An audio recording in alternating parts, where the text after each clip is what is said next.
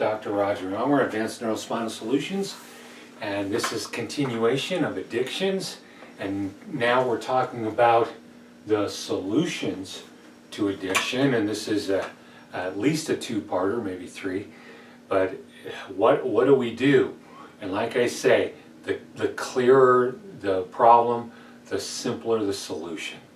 And so in looking at the where of addiction, which we looked at before, the fact that we've got the nucleus accumbens that is now deadened, that we can't get any pleasure, that we have the power of want because of the ventral tegmentum, and it's learned to want at greater and greater strengths, and that the dorsolateral prefrontal cortex, orbitofrontal cortex, they can't overcome that because they've deadened themselves in order to allow this machine to continue to grow.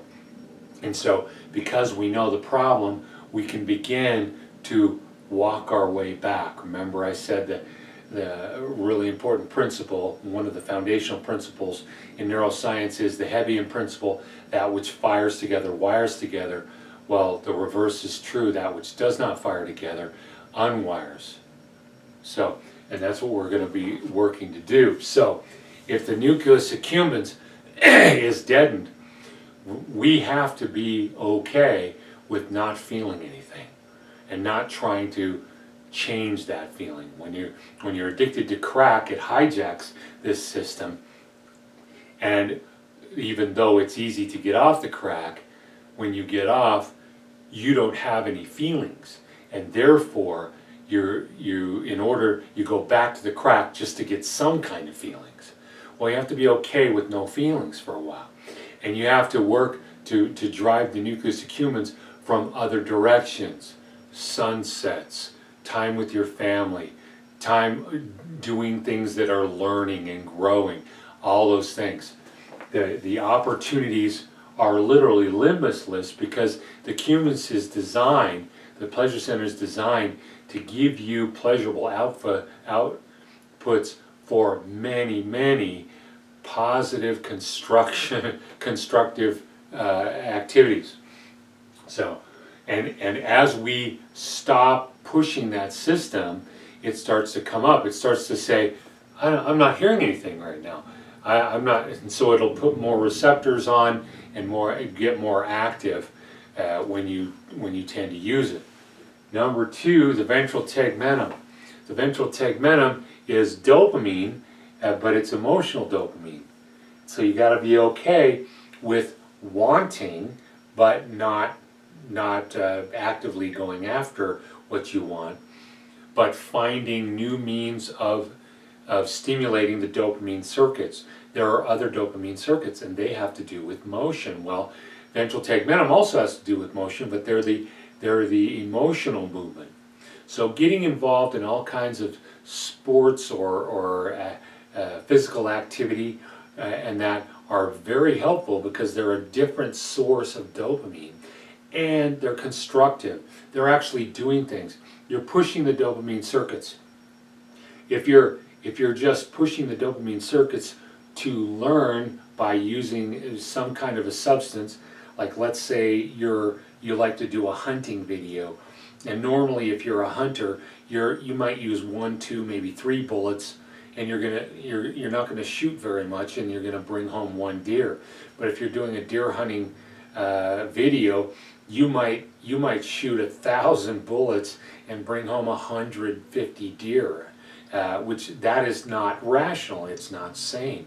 Same thing with pornography. Seeing too much of skin, which normally you see some, but you keep driving those circuits without appropriately using that, you're going to become addicted to it because it's overstimulation. Too much food, overstimulation of food. So now we're going to back out of that, and we're going to use other means of stimulating the dopamine circuits.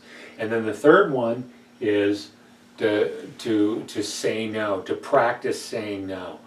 And a couple of those that I really like are the putting something that you want to eat, like a dessert or something, and postponing eating it for starting with 5 minutes and then working your way out to 30 minutes and then beyond. And that's a good one. Also, having certain things that you want to do in the morning and literally postponing them to later and later in the day. Or maybe even, I'm not going to do that at all today. Fasting is a powerful method to gain control.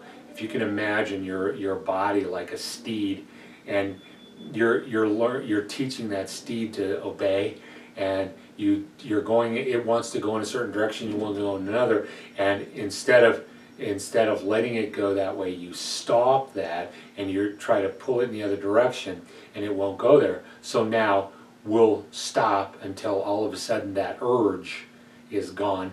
Then we take the horse in the direction we want to go. Same thing with us. You have to stop, literally stop yourself and say, okay, I'm going to let this want pass. And so practicing the no is building the no circuits. Now, a couple of novel things that we do in our office to build the dorsolateral prefrontal cortex, we use one-arm planks. So if we got a left side of brain, we're doing a plank on the right. And that will build the dorsolateral prefrontal cortex on the right, build the circuitry. For the orbital frontal cortex, we do wall sits, where you're sitting against the wall, and if I wanted to do the left cortex, I would literally swing the leg up onto my right leg, and it would work to build that orbital frontal cortex, which is the ultimate no in that. So that's our beginning neuroscience effect. What are we going to do to stop these addictions?